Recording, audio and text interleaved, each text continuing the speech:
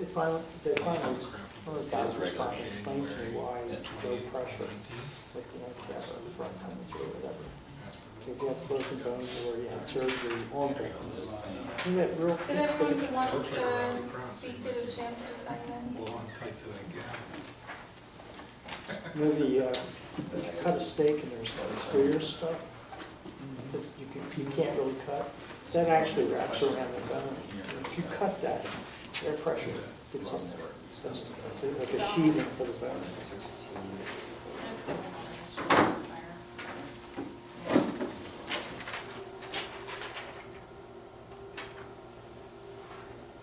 No, I've never. About. I talked to him, and he said, I never did. Oh.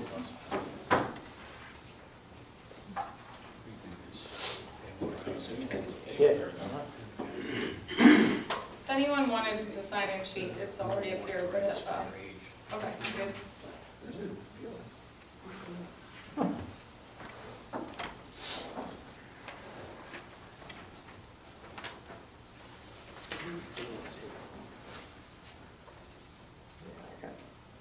Advanced arthritis in my hips from ice hockey and umpire. Believe it or not, baseball umpire. There were weights on Saturday before I replaced my hip. Where I can't It's walk. shorter.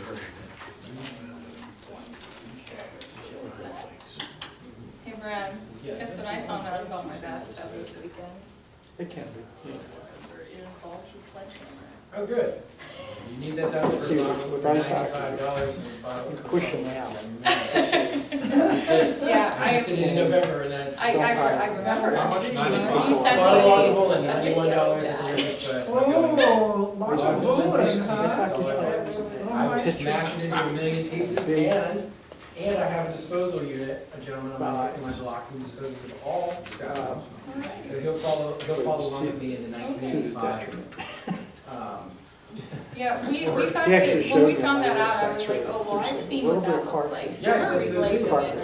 And the And I guy had showed me had one. to come look at the bathroom, was like, I'd honestly just take it out. And I went, okay. Good. I heard Do that. they're good for Should 60 years. get it out. Well, Yeah. the jury's Get it out, out. Yeah. because we have people buying 20 now. But it all depends. We're coming out with new things all the time. I said, I'll wait. My family's got longevity, and his grandfather lived to 100 steaks. So, Not yet. 30 seconds or something. Always been parts. First of the year. That needs to, can you get me this stuff? It's only 6,000 pounds. Take it to Warsaw. And I have stuff there for you.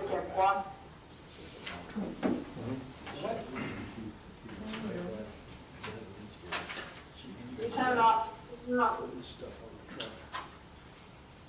What is this stuff? Use your microphone on, so this Yes. talks it. I don't hear the sound. Oh, she said she doesn't hear any sound. Is it on Can you hear us, Alice? I can't stay awake. You can't stay late. Oh, okay. All right, that's fine. Hang up whenever you need. It'll be fine. Abby's driving the car today, so. Good luck, everybody.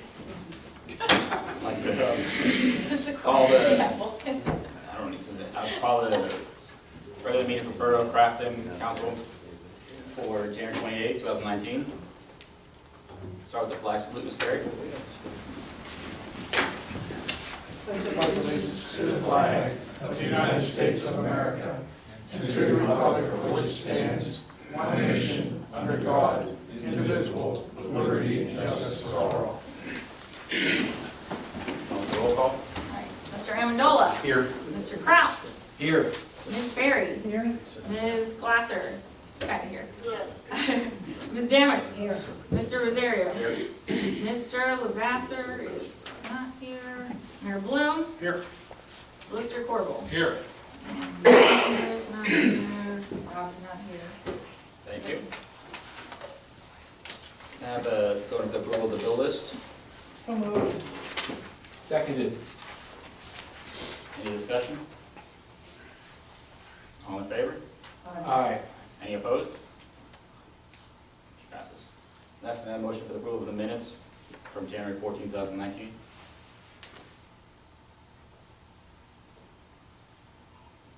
So moved. Seconded. Any discussion? All in favor? Aye. Any opposed? Next, we have citizen comments. We have a Michael Gagel. Bear with me, I've never been to a council meeting, and I have no idea what I'm doing. So I say your name for the record and your address, please. My name is Michael Gagel, I live at 265 Noble Avenue here in Crafton. Thank you, sir. Comments as far as I have are concerning the proposal for multifamily housing. I bought a house here a few years ago, primarily for the use of my house, my son and me, and it happened to be a triplex, and now we have a renter also. Having gone through the inspection process and we turned over renters, it's not an awful process, but to see that the proposal is to expect that that's done every year now, and have to pay for the inspection every year, I'd have to ask for a couple of things to be reconsidered, maybe a little bit on that. First thing, I don't know if you're looking at trying to do like a broad brush fix for a major problem, or if there's a minor problem, or if there's certain people that are really bad about this. But I'd like to see, if possible, if you consider starting with existing laws, codes, and just enforce them. And you could start with people that are either not submitting the tax document or are not submitting the form that you already have to fill in every April that tells you who your tenants are and whatnot. But I'd like to see people that aren't filling in that form or start cited. I mean, you know, you've got the codes in place already, use it. Second thing is if you're not seeing turnover, you know, maybe review those forms and compare them one year to the next. And if you're not seeing consistent turnover, then again, ask the questions. Is the information being complete coming back in? I don't know exactly where you all are with this whole conversation, or this whole thing, or what kind of arguments you've had or discussion. But if you do decide to move forward with it as it's written, as it is, I'd like to consider maybe a couple other things. First of all, as it is right now, we have to do an inspection when we do change over with a tenant. What I'd like to consider instead is maybe you do, instead of every year, maybe you do it every 2 years, every 3 years. I just real quick, it is every Every 2 years. 2 years, the Okay. ordinance is written, just maybe that'll I push your mind at ease a little. misread that then, so I Yeah, apologize. that's okay, you're not the only person, you've Okay. got a couple 2 questions years about isn't as that. bad, so I'm not as opposed Yeah. to that. But that, my other thing was, if you're gonna do it every 2 years, maybe omit the tenant changeover, just for the sake that it's gonna be seen every 2 years, unless you're doing that to protect the tenant, which I can understand that. The other thing is, the process of coming in, filling out the form, paying the $45 fee is hard. You know, because I gotta take off work to get in here, gotta do it during work hours, and then I have to come back for an inspection again during work hours. If there's any way to do any of this stuff with an online form or an online way to do this, that would be much more beneficial for the property owners. And then, you know, I guess every 2 years isn't really as bad, so I'm not as opposed. And I don't think this has a lot to do with this, but the same idea, to offset the cost, especially for owners of multiplexes. I mean, I've got 3 units and I live in one of them. The garbage fees are outrageous. You know, I have to pay for every unit, so my 2 bags that I put out every, 2 cans that I put out a week is the same as what my single-family neighbors are putting out, but I'm paying 3 times the cost because I've got 3 units. If there's a way to offset the cost with that, that would be appreciated. Anyway, thank you for taking my time. Thank you. There's no more citizen comments, though. So next, I'd like to acknowledge the receipt of the written reports from November, December 2018, the treasurer's report, the financial report, Act 511, and trash collection reports, property tax collection report, police report, the EMS report, the ordinance officer's report, building inspection report, public works report, fire department, and the fire department report. Next, the mayor's report. Yes. Thank you. We have a couple items tonight. One I'm going to talk about, the one Mr. Amendola is going to discuss whenever he has the opportunity. Click it or ticket, November 19th, 2018 to December 2nd. Crafton Police Department was awarded a $1,450 budget from the enforcement mobilization, which will be reimbursed to the borough for the overtime that the officers, that the borough incurred when the officers worked the clicker ticket. During that period of time, the officers, all they were doing was following this, and there was 2 seatbelt violations were issued, 1 speeding ticket, 9 traffic control device citations were issued, 1 traffic control device issued citation, 2 persons were cited for not being licensed, 1 was cited for an expired registration, 1 was cited for not having proper insurance, and there were 3 other traffic citations for various reasons. 8 officers from the department worked the seatbelt enforcement mobilization, which was everyone but the chief. 25 hours was worked by officers during this mobilization. The borough expended $1,449.24 for the mobilization and will be reimbursed $1,450. Thank you, sir. And next, we have the solicitor's report. Nothing to report this evening. Thank you. Next, we have the manager's report. All right, I'm up. So, what I've added this month is bullet points. I don't think we had those last time. So if you want to follow along in your agenda, the first item is going to be kind of just a static agenda item details if there's anything you need to elaborate on. The only thing I wanted to mention here is that we do have a seasonal employee advertisement motion on there. This is something that I guess we tend to do around this time every year, so just kind of a housekeeping thing. We're going to keep it the same as it's been in previous years, so that's under the administration section of the voting agenda. So the first item that I wanted to discuss from last meeting is sort of a follow-up. I know we talked about a couple streets. There were some requests to make some of them either no on-street parking or no on-street parking on one side.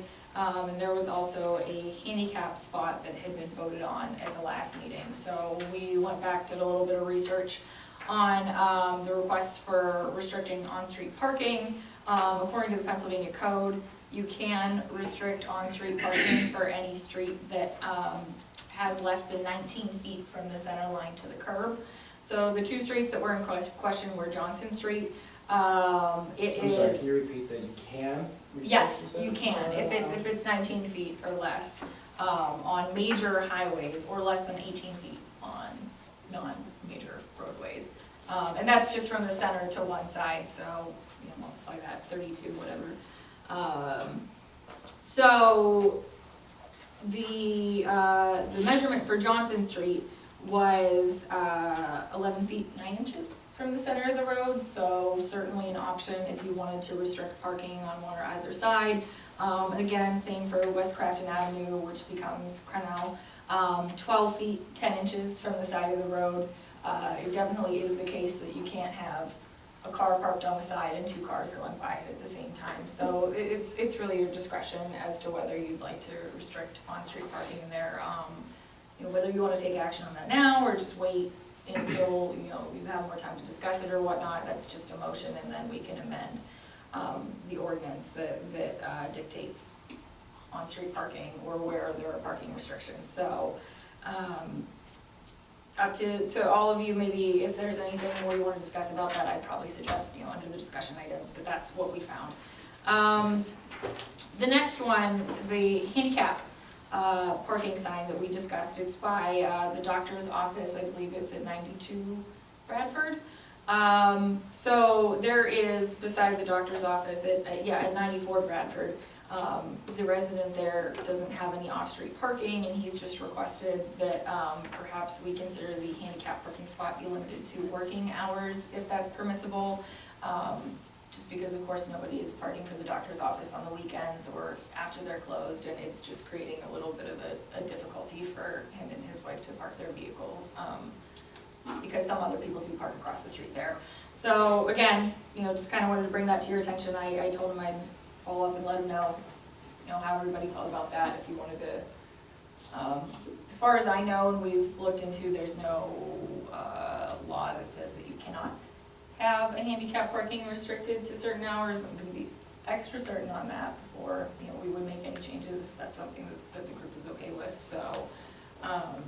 Any feedback on these ones right now, or I can always bring it up later meeting? I have a question. Wasn't the last discussion where we left it in regards to the parking situation on Johnston and Cornell Avenue, Church Hill, wasn't that subject to a traffic study that we were intending on doing or waiting to hear back on? They did the traffic study to make sure it was wide enough. So that was just it, the traffic That's study was just sufficient. measuring it, whether it was wide enough? Yes. So the other recommendation I think I made at the last meeting was that we should inventory all of our on-street spots and include them in an ordinance update, because we do have a section of our ordinance where they should be listed. The handicap spots. Correct. Okay. And I'm strongly recommending that, whether you go forward with Johnson or not, we should do that so that they can be enforced. Yeah, and then just gathering all that's gonna take a little bit of time, but we do have the, there are permits typically for handicap parking spots that are granted, so the police department handles those, should have a record of all of them, that we can compile that.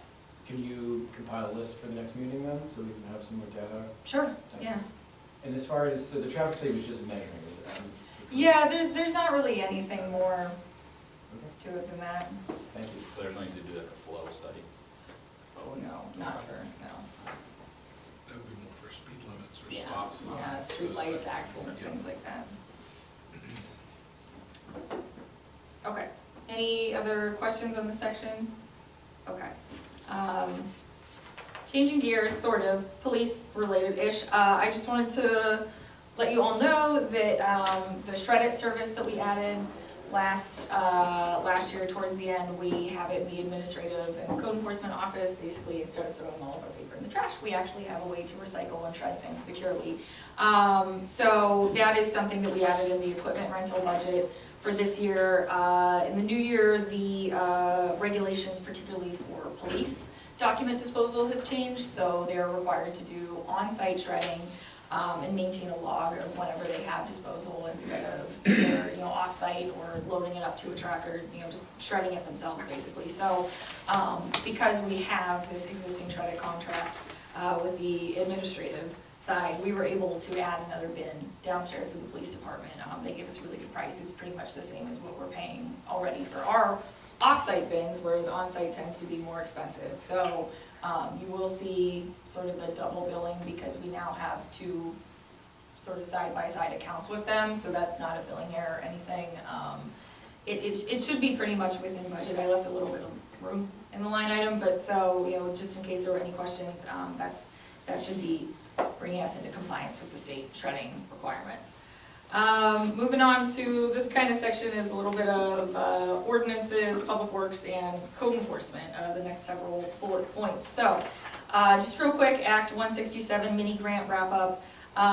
This is something that a lot of the municipalities got in the area that had to adopt the stormwater management ordinances that we did. Over the last couple months, it was, you could get the grant for up to $2,000, you could reimburse any engineering, legal, ad fees up to $2,000. Just had to submit an itemized list. So we sent that in last week. I have no reason to expect that we wouldn't get the full reimbursement, so that should be coming in soon. There is a budget line item for it in the revenue section.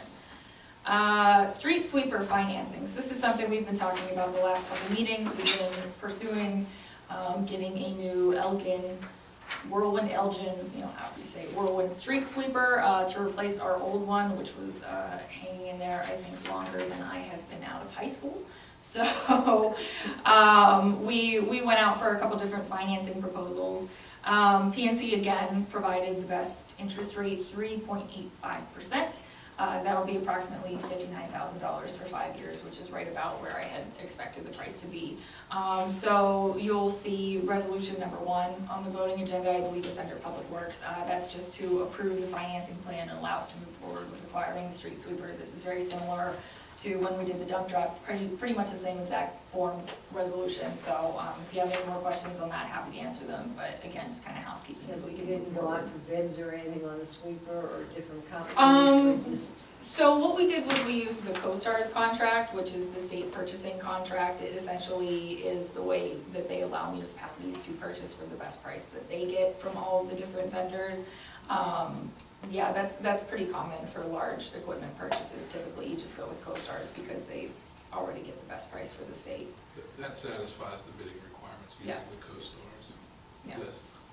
And what comes through H and R? A&H, yeah, And yeah. Yeah, they tend to get a lot of CoStarz equipment purchases. Any other questions on that one? Okay. So something that I just kind of wanted to put back on our radar was the property at 129 Dinsmore Avenue. So this is a property that I believe was condemned a handful of years ago. The back lot of it was discussed as a side yard application, but it kind of would have been detrimental to the redevelopment of the property because there wouldn't really have been much left except for that parcel that the house rests on. I've been told that the property has good bones, as they call it, but I just wanted to bring it to your attention, so maybe we could restart the discussion on, yes? Yeah, go ahead. The house across the street is listed twice in 1 year to be for sale. Each time the price is either been stagnant or, I'm not sure. Guy who did that, did the flip across the street, I ran into him at a restaurant probably 9 months ago, asking how he could purchase that so we could read it. Yeah, so that was what I was gonna suggest. Either, we do have some room in the demo budget, but if somebody would be interested in renovating and restoring it, if there are any liens that need to be exonerated, I we should still have discuss his that. card, I was trying to move that Yeah, forward and nothing was going on. Otherwise, we can look at, who the owner of record is. yeah, At that point, he was interested. okay, yeah. This property has been vetted by the building code enforcement team, right? As far as I know, Susan was the one that kind of reminded me about this last month, and I said, well, I'll bring it up because we might as well get it moving. And did we have the building inspector take a look at the property? Yeah, I'll double check. I think that we went through all the process, and I want to say back when Dan was here, he already had said that it was good to go for condemnation. May have been condemned already. I'll pull off the file and double check. But I could always see if he could take a look at it again.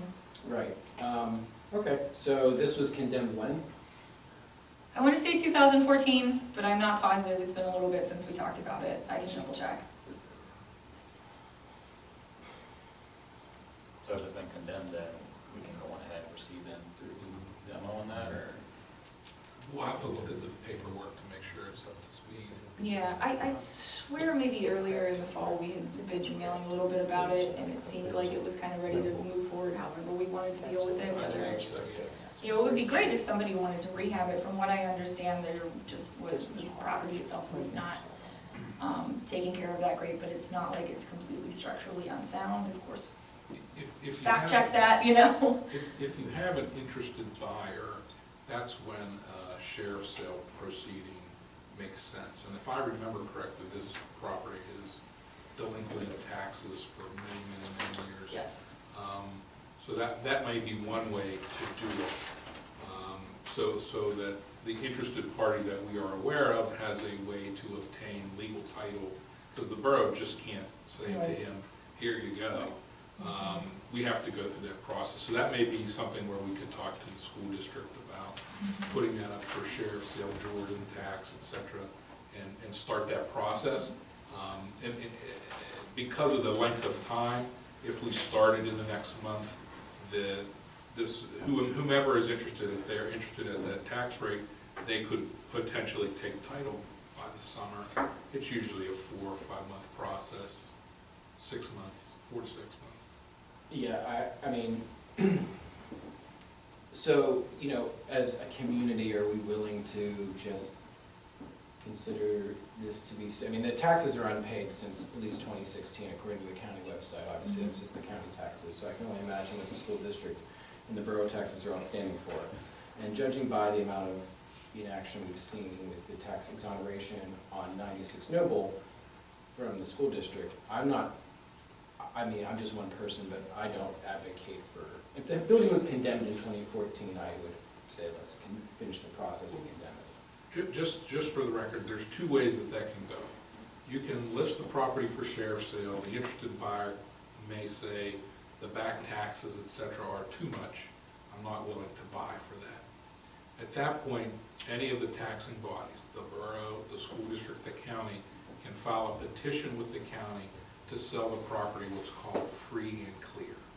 And so there is no upset price, is what it's called at the sheriff's auction, where you could go in and buy it for $100 versus whatever the taxes are. So I understand where you're coming from, but I still think that that might be the way to go.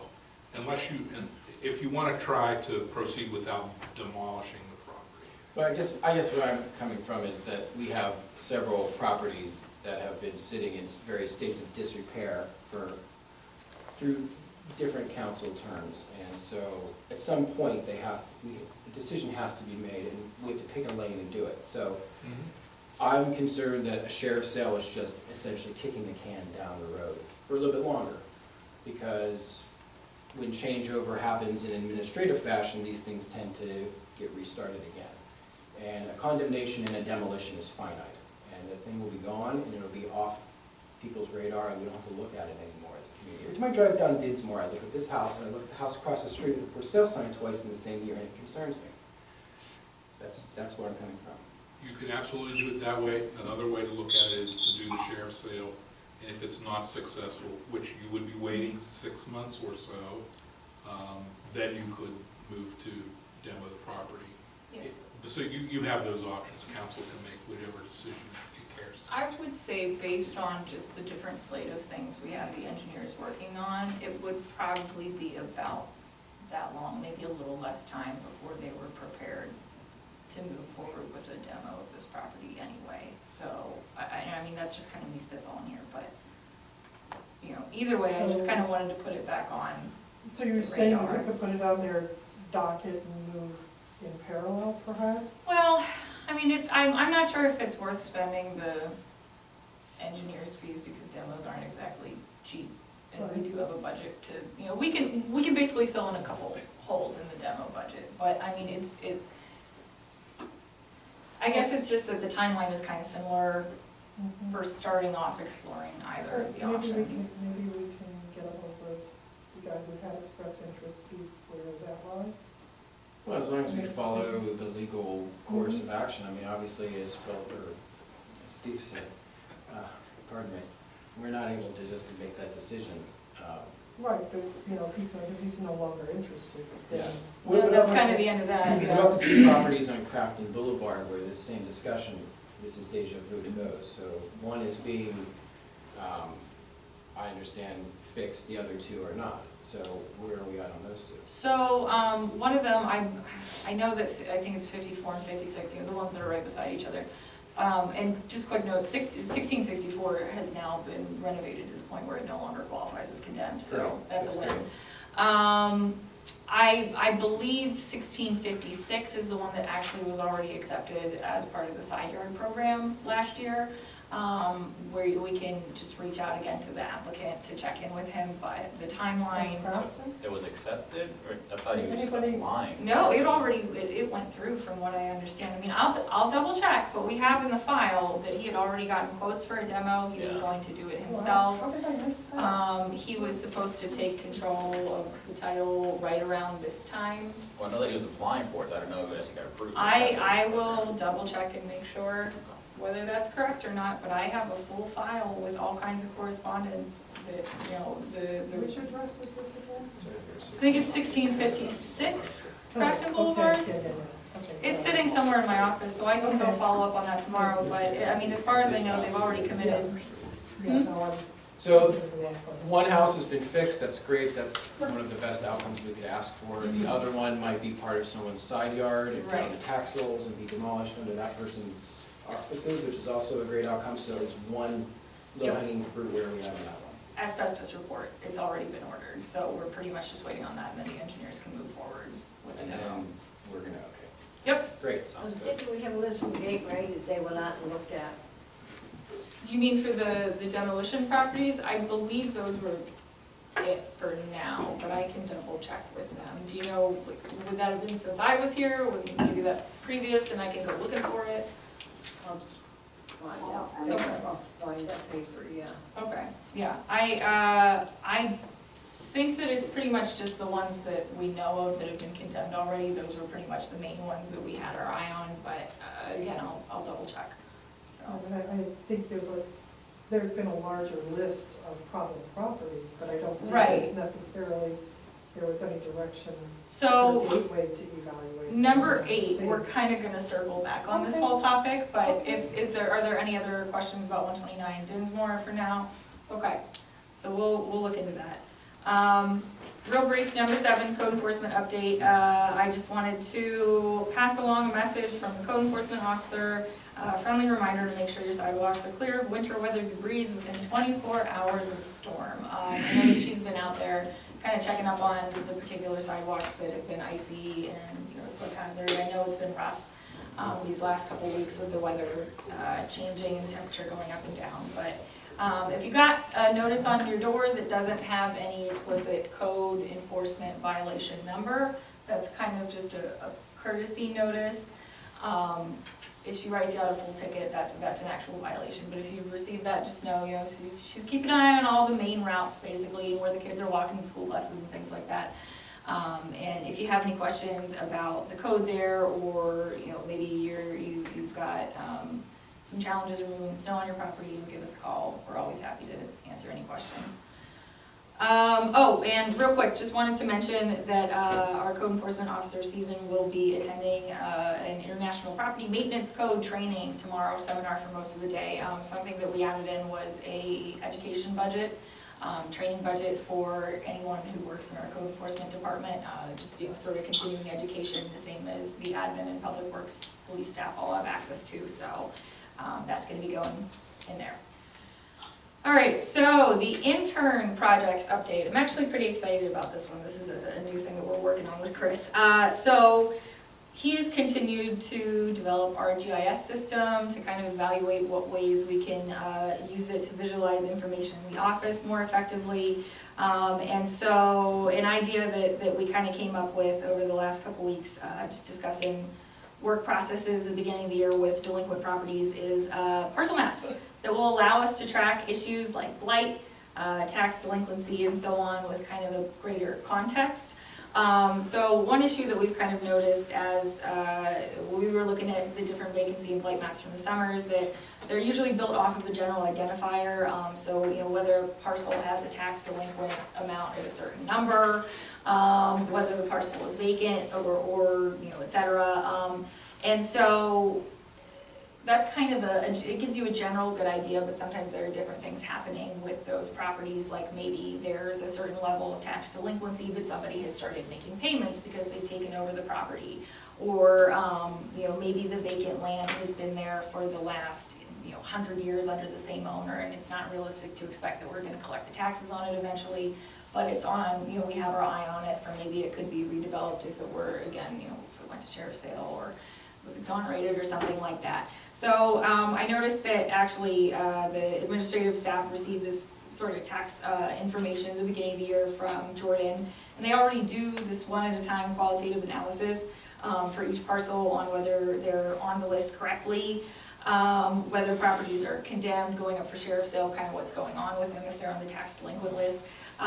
Some properties are actually either owned by a government or by a nonprofit, and it may have been that they were sort of just willed, to them, and for whatever reason, there's $500 taxes just sitting there from the 60s, something like that, that just weren't exonerated at the time of the transfer. So if you just look at properties that have been tax delinquent for X amount of years, it doesn't necessarily give you a real picture of, whether there's a vacant structure there or not. As I said, blight maps without context can kind of give an inaccurate snapshot of the problem, whether that means the problem isn't as bad or the problem is actually worse. We're trying to get a map put together that we can track at the parcel level, so we can flag properties on a variety of conditions and variables, so we can better sort which properties are actually blighted, maybe sort of put together like a blight heat map for areas that we can really target to get back on their feet, or, maybe if there are just a couple problem properties that are jumping out in one particular area, this will help us get, a better picture and be able to keep our eye on things like condemnation, sheriff sales, side yard applications, any other sort of special conditions for parcels.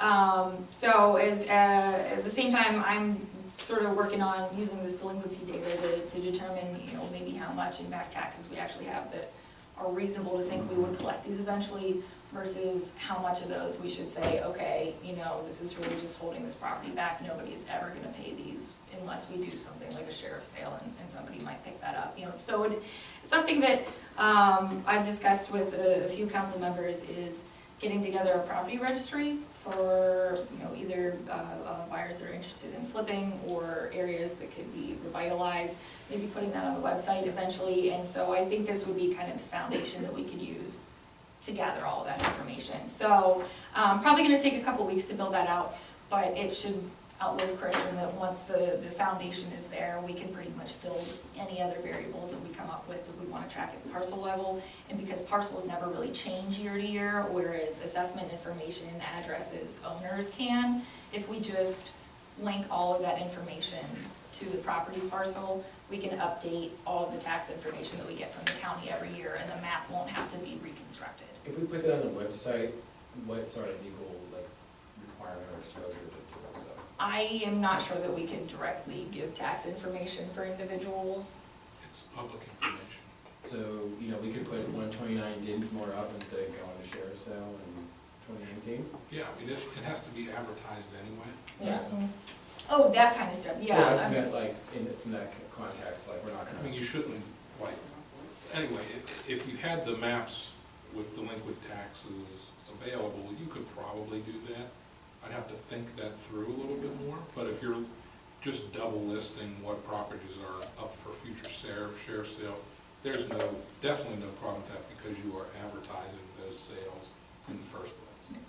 I think that was kind of more along the lines of what we discussed, because we tend to be careful with the naming and shaming sort of aspect of things, when it comes to code enforcement in general, but for sheriff sales and properties that are just sort of waiting to be revitalized, I think that that's a good deliverable from that, so. And you're looking to have that when?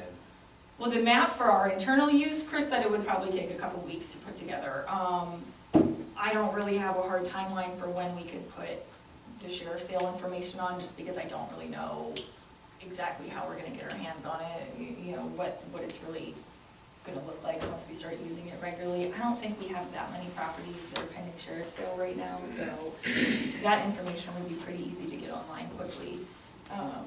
But yeah, kind of hard to say yet, but I'll keep you all updated on how this is going, because I think this will be a really nice tool for us to keep an eye on the different properties in Borough, so.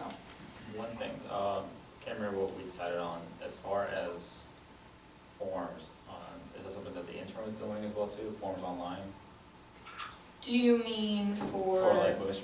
again was asking about, registering the rental properties and all that online, doing the actual filling out of everything. Was that an intern thing that we decided, or is that Turnkey that was doing that? That was, so what Turnkey is involved in with the registry is he's built a database that we can basically search, the different rental properties. Forms for filling out the rental registry wasn't a specific project that came up, but that's definitely something that either Chris or one of us, if we have the time, could get up pretty quickly. I mean, at least a PDF or something that you could print out and scan back. Shouldn't be an issue now.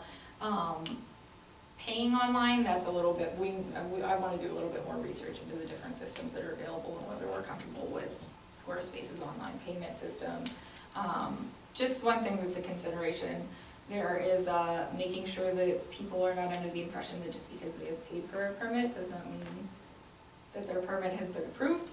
I know that's something that you run into a little bit of confusion with online payment. And also there are certain things where you have to take deposits, but you don't cash until a certain, they get refunded. So that just is gonna require a little bit more thinking to make sure that we're handling money the right way. with online payments, but for a PDF format, we could just upload that. Okay, could that be something to do though, because that would help out, something that you Oh, could able to yeah, put for down, sure. though, I mean, to be that- able to yeah. have that done though, and if it's something that can be done pretty simple and quickly, I think it's something that we should probably do. Yeah, I totally agree. I mean, that came to mind when we were in the citizen comment portion, that at least putting the form online and making it so that you can email it in and we can contact each other online, I mean, that, and we could potentially even send an invoice. I'll have to talk more with the office staff about their invoicing procedures, but I mean, we might be able to make it easier for people that, I mean, hey, we all work 9 to 5 too, right? So, any other questions on this item, discussion? Okay, last item on the manager's report, we've made it. I just wanted to give kind of a brief update on, we discussed last meeting about putting an ad out for vacancies for different borough boards and commissions, appointed seats. So we did advertise for the letters of interest for all the different seats. I think there are a few on the rec board, maybe one on the building appeals board, a couple different things on the zoning hearing board. I think maybe there's a seat in the planning commission that is coming up in April. I'm not sure if the individual that holds it is interested in reappointment yet. That one's kind of, that would be my crown. yes, yeah, so that one isn't necessarily one that we would deal with as immediately because it's not even open yet, but it is coming up in the next couple months, so we just included it overall in the ad. So the ad just solicited letters through February 6th, thinking that, maybe we would have the first group to review for February 11th, and we could always extend it, or republicize, if we don't get enough to fill all the spots, or, for whatever reason, we're not ready to appoint. But I did want to just call out that, for the zoning hearing board, we do have the most recent alternate term that was expired, Catherine DeAngelis. She requested reappointment. I would probably just leave it, except we have a pending zoning hearing application that does need to be addressed in February. So to meet the advertising requirements, we kind of need to take action on appointing somebody now. Now, we do have another letter of interest from, I hope I say his name right, Eric Valchef, maybe? So both of those are on the council folder, and I sent those out as an attachment for everybody's review if you want, if you need to go and check your email or anything. The board currently has 2 seated members. Typically, they run meetings with 3. There is 1 regular spot open and then 2 alternate spots. So anybody that is placed in the alternate spot, if there isn't somebody seated in the regular one, can't serve for that hearing. So, there's at the very end of the agenda, just sort of a blank, whoever you might want to appoint or not appoint, and it's up to all of you. Why can't we appoint both? If you want to, you can. Well, I mean, I know we have the open window for applications, but if there's 2 seats that need to be filled and we have 2 qualified candidates. Only one has to be filled right now, There's one, there's 1 and then 2 alternate. though. So I think she holds the alternate seat now, right? And I think Well, it's she's just at- expired, but Expired. yes. So she's not technically not really on it anymore, Right, so it's so- to put her back on it. She serves until she's replaced. So the premise that we have to appoint her to the open seat tonight is not accurate. Because under the law, you serve in your appointed capacity until you are replaced, even if your term has expired. Oh, okay, so we technically do still have 1 alternate right now? Yes, if Ms. DeAngelis is the alternate, yes. She is, well, Yeah. is, yeah. Okay. She is technically still the alternate because she has not yet been replaced. Oh, so they can, that's what it is. Do we have So more applicants? then you can move forward with the hearing that you need to move forward Well, with, and we let can me- wait. Yeah, okay. No, I mean, I'm looking at the zoning hearing board on our website. We have a resident, Jeff Harlich, whose term ended on December 31st, 2018. Correct. So would he Oh, then in turn That's interesting, yeah. not be currently on the board then, since we're No. past that date? Huh. So Ms. DeAngelis would then take Mr. Harlich's seat, correct? No, he's still serving because he hasn't been replaced. Okay, so the term's really, okay. just to I will clarify, note the we terms have nothing to do with it. haven't been able to get in contact with him over the So last it's likely that month. we would need, Do we need 2 And- then? and Catherine alternate. to So we attend. need to do Well- 2 tonight then. We have a letter of interest from, 2 total. We have We have, Eric, we, Two. yes, so, You could appoint both and then cover all your bases, I still have one more to. yeah, why don't we do that? and then you'll have enough, hopefully you'll have enough folks available for the zoning hearing board hearing. yeah, we have been able to get a hold of the other two regular seated members. You have not. We have, we have, Okay. and as far as I know, Catherine DeAngelis should be able to be available in time for the zoning hearing as, even if they just serve as they're appointed now, she could still step in as the alternate if we can't get a hold Right. of the third member. You still been unable to get a hold of Mr. Harlech then? We have not heard from him. If Right. we cannot get a hold of Letters him, of he's still interest, on we should there, do both. we have to move him Yeah. off. Not right now. No, so what would happen is, if you have, you've been able to contact Mr. Palchowski and Mr. Shriver, but not been able to contact Mr. Harlech. Yes. So you do have a quorum at that point with two members, and they could continue the hearing. But also, Ms. DeAngelis, because she is yet to be replaced, she could be activated as the alternate and serve in Mr. Harlech's place at the hearing. So you would have three. Okay. So you have a lot of options. So technically, we don't have to appoint anybody today, because it's already kind of been taken care of. You The way laws do, written. correct. You are not compelled to appoint somebody today. But it would probably be a good idea to do it that way instead of nickel diming it as we go along. Correct. My advice would be to simply move forward with the appointments. We don't have to take Mr. Harlech out for anything, though. His term is the one that Ms. DeAngelis will be replacing. Well, no, not necessarily, I mean, you could just appoint her, I guess, as an alternate. We technically have two alternate spots, just for some reason, we did not have a second You could alternate. appoint her to an alternate position Yeah. moving forward, or you could appoint her to a full-fledged board position. Same thing with the other applicant. Mhm. Okay. Thank you. All right.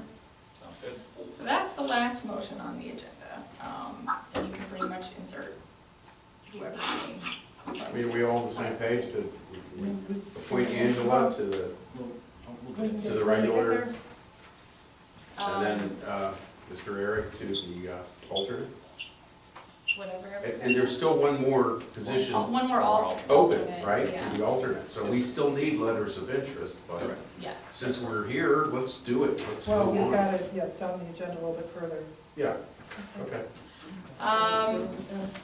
Just last note, under this item, we did receive a resignation for the rec board from Sharon Gatens. So we have, I believe, 3 rec board seats that are now open. Great. We have letters of inquiry for those seats as well, correct? No. I'm looking at one right now. Okay, 1. There may be one that we got since I checked the last folder, but, So you have- I mean, either way, we're still advertising the first round for February 6th. So we may get more, I hope, by then. But yeah, just the zoning hearing board was on there. I guess I was not aware that we could just continue with people serving, so, that's the end of my report. If anyone has any more questions or wants to bring anything up, otherwise, I think we're good to go on the business agenda. Could we amend that then? There's nothing on there applying for, the rec board. Okay. There was 2 other applications. What? There was 2 other applications for rec board. Okay, I think we've Two? only, Where are they? yeah, I haven't, they've been sent in. Well, on the I council. You know who they are? There's Yeah. there's one. for Yeah, I saw Linda, his. and His, and then Linda Breeden had one, and, Oh, who else? and that was, Is that in there, is that letter in there?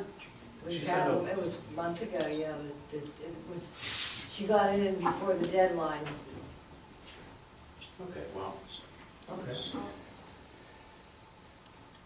All right. Good. That's it. Oh, I see. All right. Thank you, manager, for the report. Next on business agenda. In the administration section, we have a motion to advertise seasonal employment positions for summer recreation activities for the Crafton pool and the public works department. So moved. Second. Any discussion? Are these like lifeguards and things of that ilk? Yes, those in Public Works. And the public works would be like the kids that painted did the paintings this summer? Probably, I mean, I'm assuming that's what they did this summer. Okay. Anything else? All in favor? Aye. Aye. Any opposed? Passed. Next, we have a motion to approve the employment agreement with Robert Kazarowski, effective January 1st, 2019. So moved. Seconded. Any discussion? Is there something additional or on, we discussed this last month, It's a whole new agreement, that's what we're here for him. it's a whole new agreement? Yes, sir. Oh, okay. The Basically terms just are no looks like different mine. than what we I thought in our discussed, last right? discussion, we were Sorry, say again. repeating The everything. conditions in the agreement are as we discussed at the executive session? Correct. Yes. The terms are as discussed, The and wording it's is in the different. form of the agreement that Ms. Susko was provided when she commenced her employment with the borough last August. So they're consistent. Yeah, because we That's talked what we about discussed. that. It was basically gonna be the same, but you were gonna change the wording or something. Yeah, but everything's all up to speed. Okay. That's what I meant by a whole new agreement does. Change from the old one he had to the brand new one that matches hers. The formatting is just Yes. different. Okay. Anything else? We thought you renegotiated the whole thing. No. Oh, I'm sorry. It took No. me to sound like that in the end. Slower speed. Anything else? All in favor? Aye. All opposed? Next, we have a motion to approve resolution number 2019-01, authorizing the execution and delivery of master lease purchase agreement with PNC Equipment Finance LLC for the purchase of an Elgin Whirlwind street sweeper. So moved. Seconded. Any discussion? Did Ron look at it? He was okay with it? You mean the equipment itself? Oh, yeah, he picked this one. Yeah, he tried out a couple models and this was the one that. Didn't they bring it down here? Didn't they use it? They did, yeah, they demoed that one and a different one that was a little less advanced. And They brought it here. yes, yes. Yeah, that's what I thought. Well, that's a CDL license for that, isn't that? I would have to ask him. Anything else? All in favor? Aye. All opposed? Next, we have a motion to approve the settlement agreement with Everbridge Inc. for $6,000. So moved. Seconded. This is the Nixle contract. Any discussion? Yeah, and is Ingram picking up half of that? We actually owe Ingram money on it. Yes. It's not much. So basically what happened was because the Oh, it was a grant, Split? well, it was split, but because we had received a grant for that and a joint newsletter, but because we are closing the contract out at a lower price than we would have paid in full for this whole agreement, the split ends up being lower for each of us, but they've already paid their matching half, so their matching half is now lower. Yeah, Okay. So essentially, we're dispersing funds that we get from a grant Correct. anyway, Grant, yes. right? Okay. that's correct. Anything else? All in favor? Aye. Aye. All opposed? Motion passes. Next in the public works section, a motion to approve pay application number 1 in the amount of $54,568.55 to Shaycog for the Shaycog Joint O&M Point Repair Project, Year 7. This payment is for work completed as part of the joint bid project that has been reviewed by the Shaycog's engineer. So moved. Seconded. Any discussion? All in favor? Aye. Aye. All opposed? Next in the planning and zoning, I have a motion to adopt ordinance 1654, amending chapter 90 of the Crafton Borough Code of Ordinances, code enforcement to require business and multifamily residences to premises to registration and inspection. So moved. Seconded. Any discussion? This would be to the effect of the gentleman spoke about earlier today. And That's it's correct. Yes. every other year, Yes. and we had a discussion that we will do everything we can in a reasonable amount of time to get the process online. Yes, yeah. And we can discuss in a future meeting about the considering whether the rental turnover, whether that should Yeah. stay as part. So, we have two inspectors that are working with us from BIU now. The one was brought on particularly to work on the residential, occupancy inspections, and he's offered, you know, if there's ever a time that I would like to bring him in for the meeting, just to discuss kind of, you know, common practices here, or what his advice is, that he would be more than happy to come in. So anytime maybe we'd like to have that discussion, I can always let him know. I think that the reason that's, because this isn't the only time I've had somebody ask about, is it every year? Commercial properties are staggered, the 1 year, I think, and then the other year Right. is the residential. So it looks like there are inspections every year, but it's just that the types are different, so it ends up being 2 years in between. But yeah, if there are any questions about operations, I'm sure Mike would be more than happy to come in. The point that a resident made was that there is a requirement currently every time the Right. tenant changes, Right.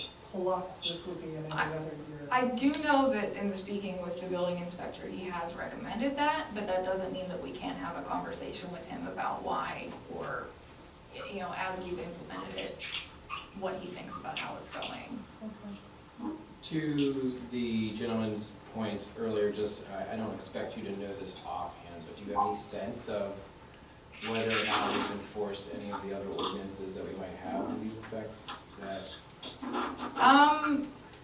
To be honest, I'm not sure that we have something that's particularly enforceable beyond people are supposed to be getting the occupancy change inspections. Which I mean, we've caught up as best we can for what we're familiar with, but the goal of this is more to know who we're, you know. Right, and I think to speak to that point, all the work that was done to actually where we were able to identify about 300 more rental units than we were aware of, and the work that we were doing with turnkey plats, gives us the ability to begin to enforce more evenly than we have been able to in the past. So Definitely. essentially, it's been kind of an honor system where maybe some residents, through their, you know, application and doing the work, it's kind of been, you know, not everybody's doing the honor system essentially. Correct, yeah. So, I mean, I look at this more along the lines of not trying to be punitive to those who have already done their due diligence, of which I'm thankful for, because we need more renters and, or I'm sorry, more landlords like that, I feel. But this would be more to pull out of the shadows the folks that maybe aren't. That's the goal, yeah. Thank you. Anything else? All in favor? Aye. Aye.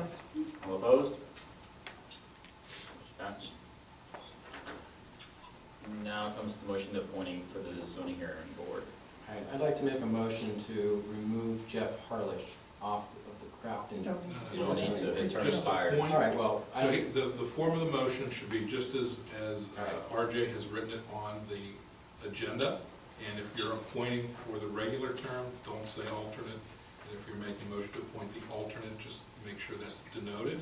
You want to make sure you call out the end of the term. all right, so I retract that. So I'm going to I make a motion to appoint Catherine G. Angelis to the zoning hearing board for a 3-year term ending on December 31st, 2021, and Eric Bouchek. And I'm to just One one at at a a time. time. Time. All right, So moved. Second, No, you can't. no, you can't. He made, but you said Oh. so.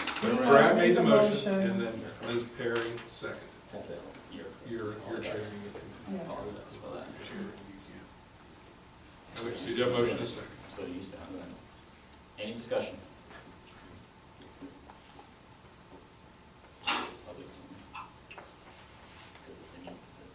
Yeah, yes, technically, we should ask the public if there are any comments, Any because comments? there was a blank on the agenda.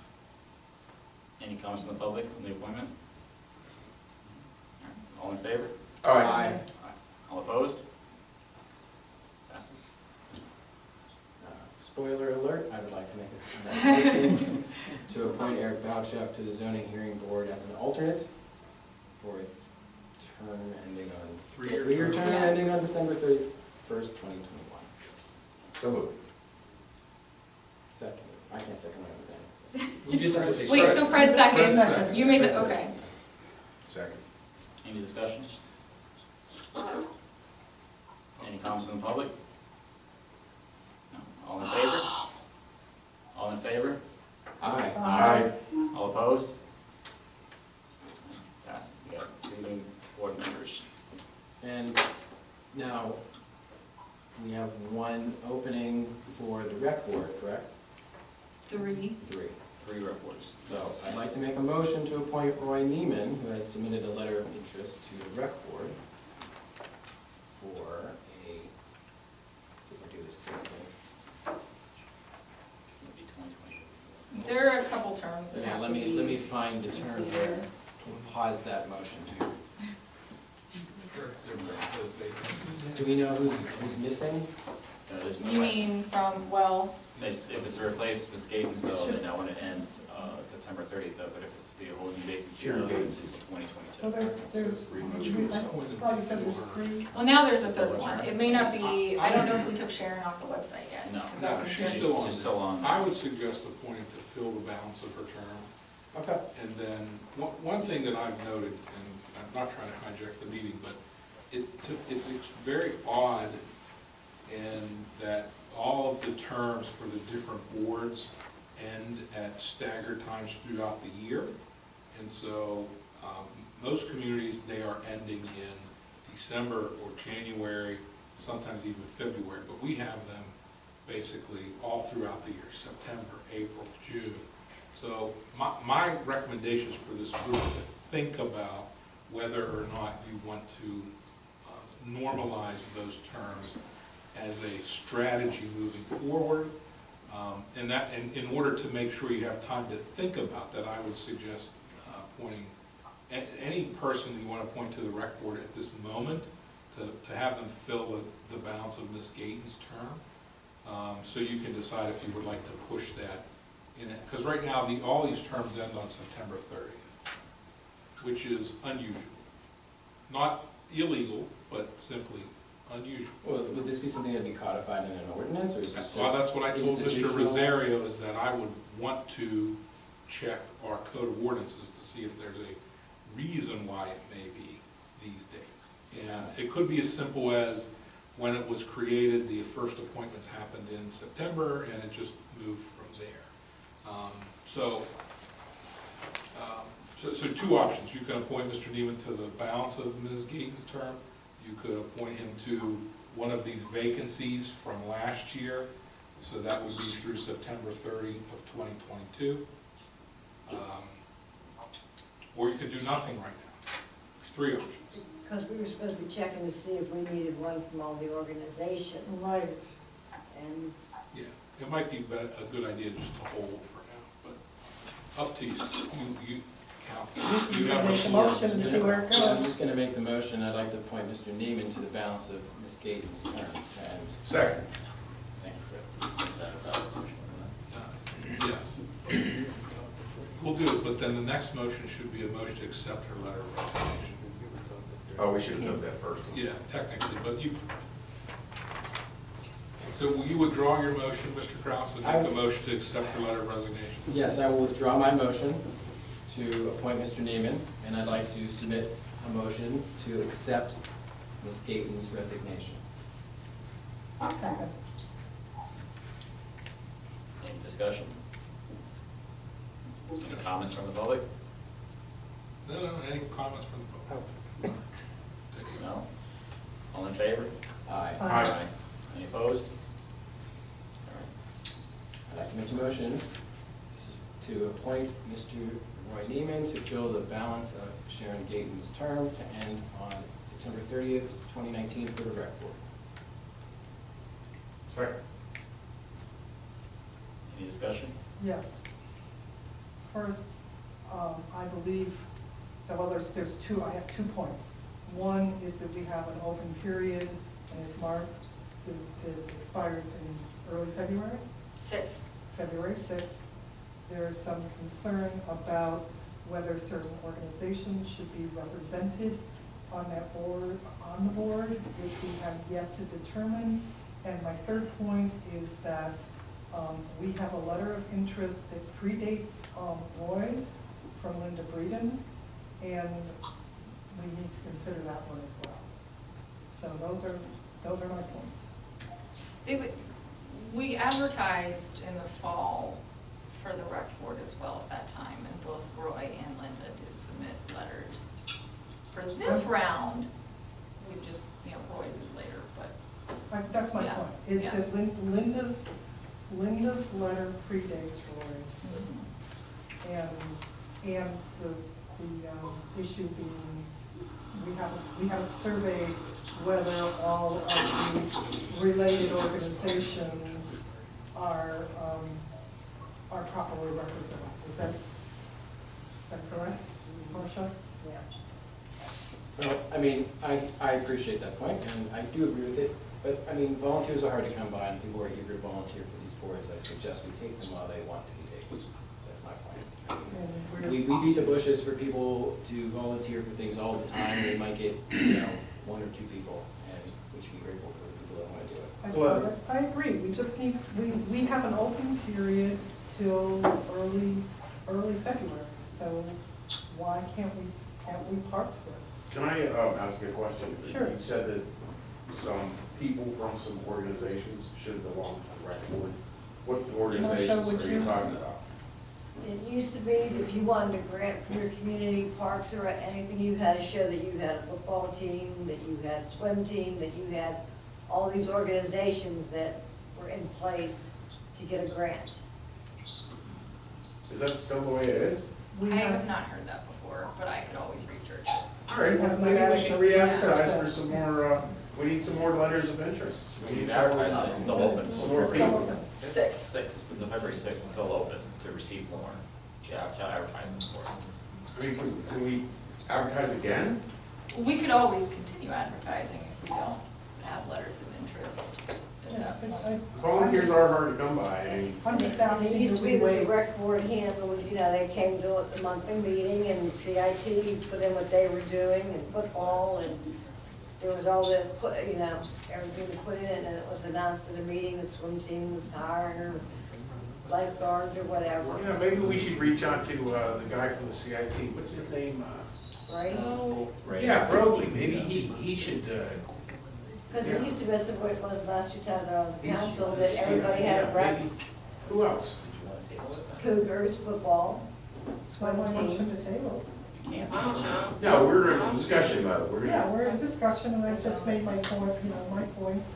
I mean, I'm glad that we have, both Roy and Linda have expressed their interest. We have 3 positions open, but our open term is till, our term for expressing interest is early February, and no one has completely researched Marcia's request about organizational representation. I'll call him tomorrow. I didn't know what, that you were looking for some other people and other organizations. I'll call him tomorrow, it'd be a great one, I'll see if I can get him to send in a letter of interest, that'd be good. And who's with the football these days? Oh, what's his name? What's her name's husband, Jim, what's, You mean our Christmas? yeah, isn't her Yes. husband? I know they're quite involved in football, so they would definitely know something. Yeah, he might miss it. Um, How about you, Alice, you get on the rec board?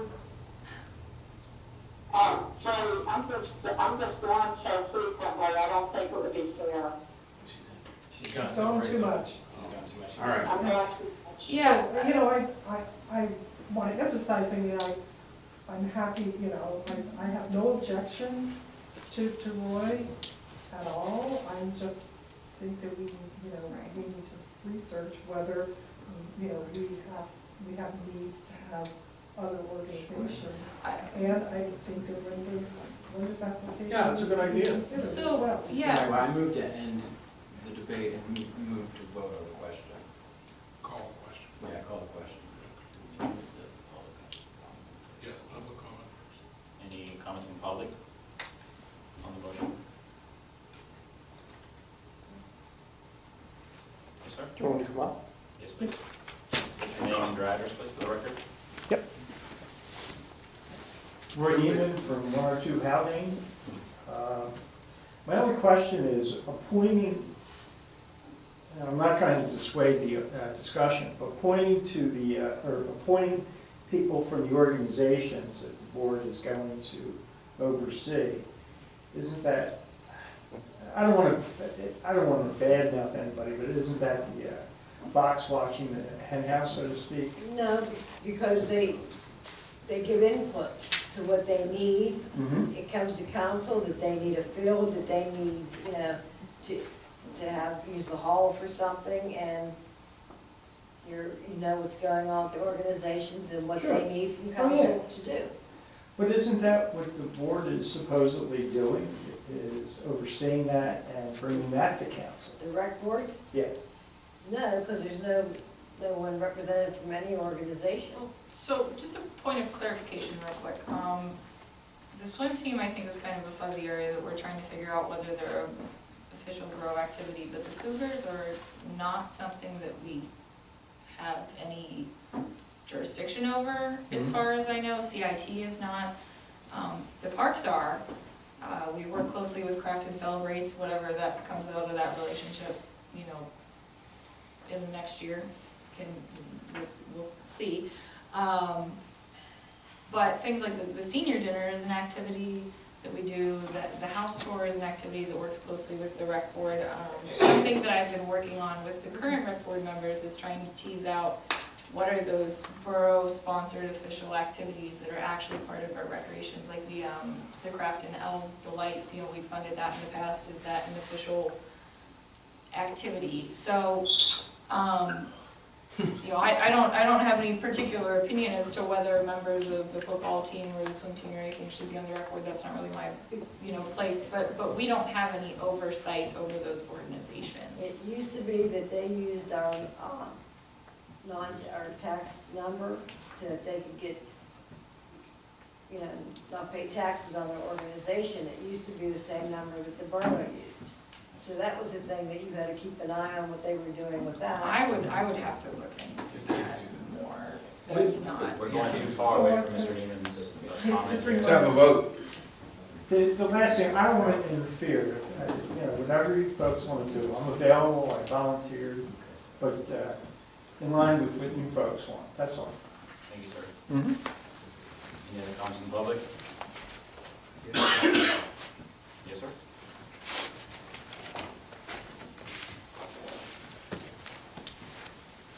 And the rec board Your name and doesn't address for the record, oversee please. as much as, Name and address for the record, oh, please. I'm sorry, Wayne, 80 North Emily Street.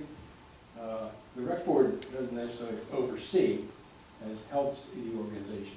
If you've got an organization that wants to do something, then the rec board helps you, and we got a thing that we want to do, you help us. It's more of a helping thing than an overseeing thing.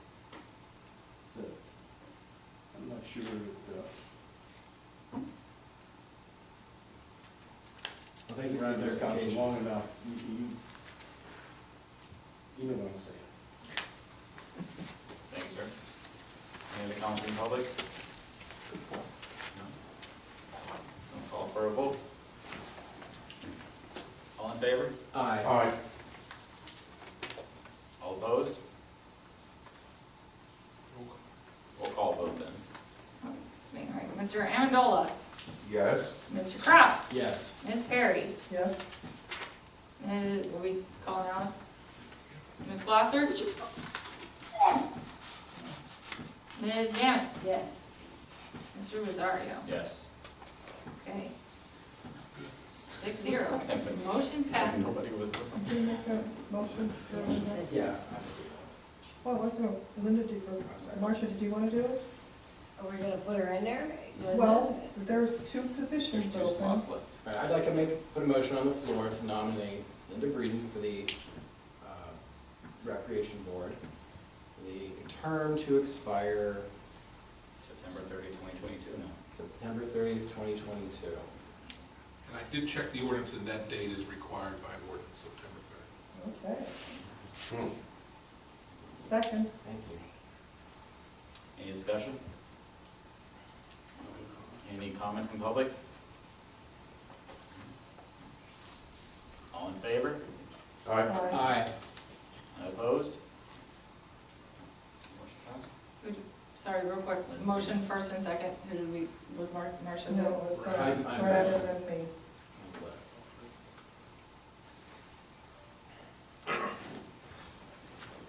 Okay. Next one is any of the discussion items. Anybody want to talk, anything else that was left off the agenda you want to discuss? Fred, you had something? Yes. that you had, so. Just to bring you updated on our 10th man with the police department.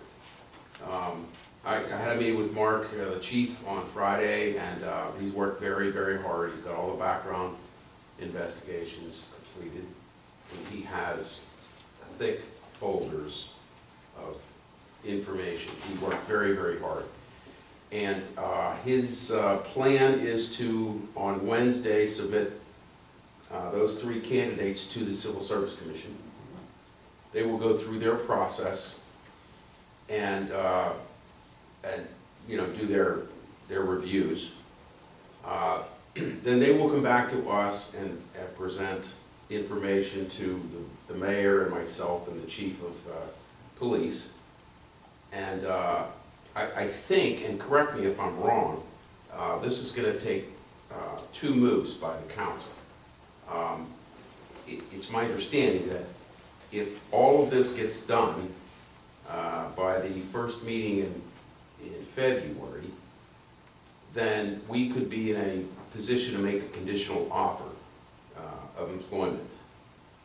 After that conditional offer is made, then the candidate would go and get psychological testing and physical testing. And then at the last meeting in February, we would make the motion to appoint. Is that correct? Is it 2?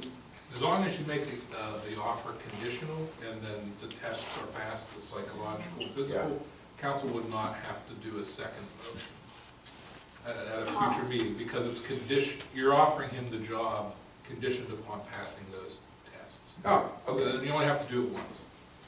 So, I mean, And I think we have a start date from budget. we're trying March 1st. That's the earliest budgeted that we could. If, I mean, if it's the 15th, you know, I mean, I don't know if this can all be done, but he's been working very hard, and he's gotten a lot done. So we would be on track to meet that date then? Yeah, and that's the Yeah. earliest date that That's- the budget will allow. Right. If it goes to the 15th or April 1st, there's no harm done. Okay. That's the update, and I think, Okay. Okay. Thank you. looks like we're on target. Good to hear. Anything else anybody wants to talk about? Nope. All right. It's gonna be a cold tomorrow. Yes. Wednesday's gonna be worse. Bring your pets inside. Clean your sidewalks. Next, we have community announcements. The Crafton County Enforcement reminds residents that sidewalks are to be cleared of snow and ice debris in a timely fashion. Properties on main walking routes may receive maintenance reminder flyers if their sidewalks are hazardous to pedestrians. Please be considerate of community members that use our walkways to get around town or wait for the school bus.